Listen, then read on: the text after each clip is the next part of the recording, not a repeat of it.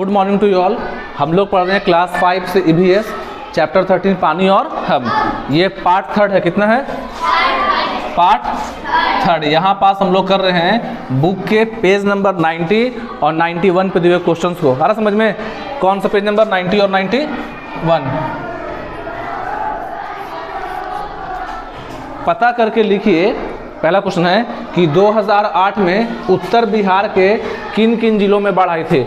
तो आंसर हो जाएगा अररिया। बोलिए साथ में, अररिया, मधेपुरा, पूर्णिया, सहरसा और सुपौल में 2008 में बाढ़ आई थी। आया समझ में? ये हुआ कंप्लीट पहला क्वेश्चन।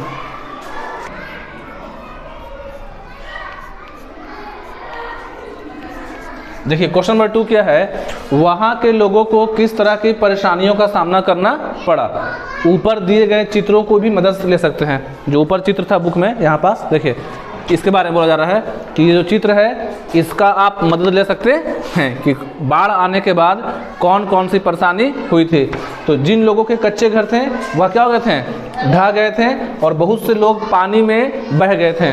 कुछ ने घर की छतों और छपरों पर अपना ठिकाना बना लिया। लाखों लोगों को स्कूल, बड़े मकान एवं तटबंध पर शरण लेना पड़ा।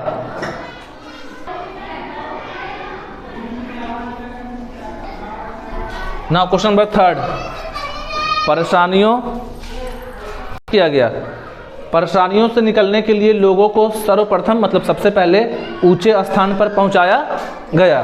फिर पानी कम होने पर टेंट, बोलिए साथ में, कपड़े, दवाइयाँ और खाने की सामग्री सहायता के रूप में दी गई। देश के, यहाँ क्या लिखा हुआ है? देश क्या है? देश के विभिन्न क्षेत्रों से लोगों ने मदद की।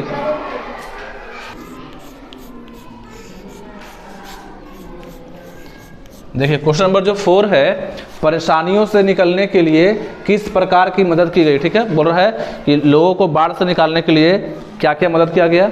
तो परेशानियों से निकलने के लिए उन्हें क्या दिया गया? नाव मुहैया, मतलब होता है कि इंतज़ाम उनको दिया गया। नाव मुहैया की गई जिसके द्वारा वे सुरक्षित स्थान पर पहुंच सकें। सरकार ने जान माल की सुरक्षा के लिए मोटर बोट की व्यवस्था की। क्या दिया गया? Motor boat. इसके अलावा लोगों की मदद के लिए सैनिकों को भी लगाया गया।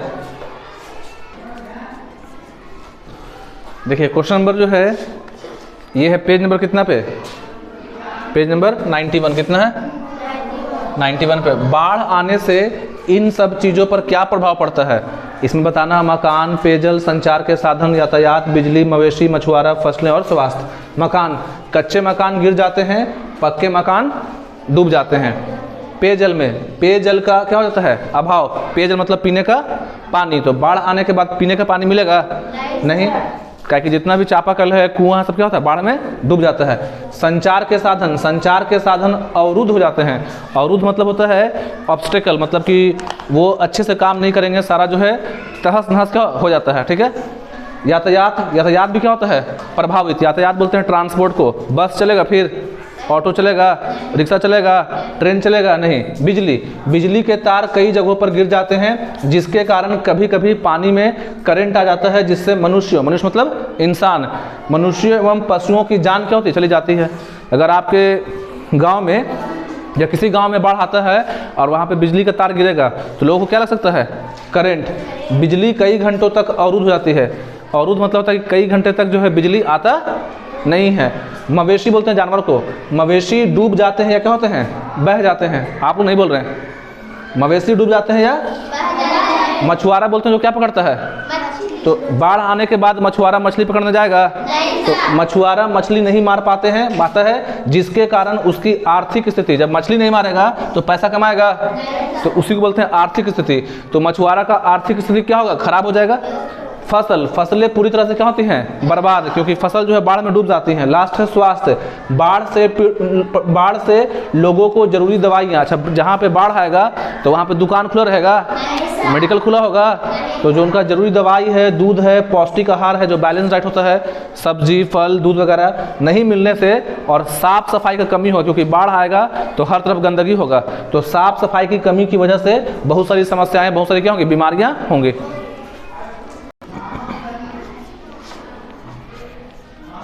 देखिए क्वेश्चन है, आपके अनुसार बाढ़ की स्थिति से निपटने के लिए क्या क्या करना चाहिए, मतलब बाढ़ को रोकने के लिए हम लोग को कौन कौन सा काम करना चाहिए।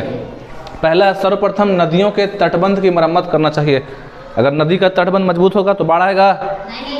अगला, सबको बोलना है, लोगों को नीची जगहों पर घर बनाने के लिए मना करना चाहिए। मतलब जहाँ पे अक्सर बाढ़ आता है, जो नीचा इलाका है, वहाँ पे घर बनाना नहीं चाहिए। जिन क्षेत्रों में बाढ़ हर साल आता है वहाँ के प्रत्येक व्यक्ति को तैरना आना चाहिए तथा बाढ़ से बचाव संबंधी सारे उपाय सीखना चाहिए। मतलब जहाँ पे बाढ़ आता है वहाँ लोग रहते हैं तो उनको तैरना सीखना चाहिए, और बाढ़ से बचने के क्या क्या उपाय हैं वो भी आना चाहिए। और वहाँ पे इमारती पेड़ लगाना चाहिए, जो बड़े बड़े पेड़ होते हैं, ताकि वो पानी की गति को क्या करें, बहाव को कम करें।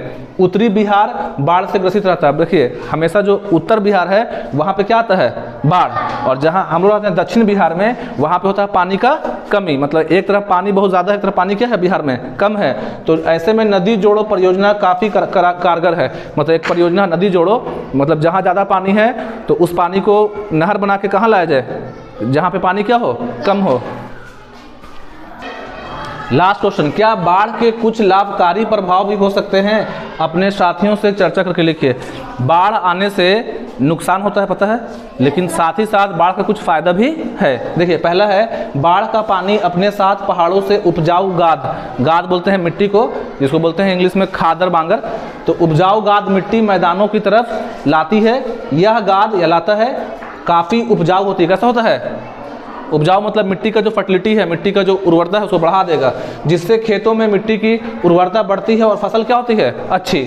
इसके साथ ही रेत, पत्थर, अवसाद आदि जमा होने से संकरी हो चुकी नदी को बाढ़ साफ करती है। बाढ़ आने से नदी साफ हो जाता है, और बाढ़ से जो भूमि का स्तर है, जल का जो भूजल का स्तर है, मतलब बाढ़ जो है पानी को, ग्राउंड वाटर को रिचार्ज करता है। यहाँ बस कंप्लीट हुआ हम लोग का chapter. That's all, thank you.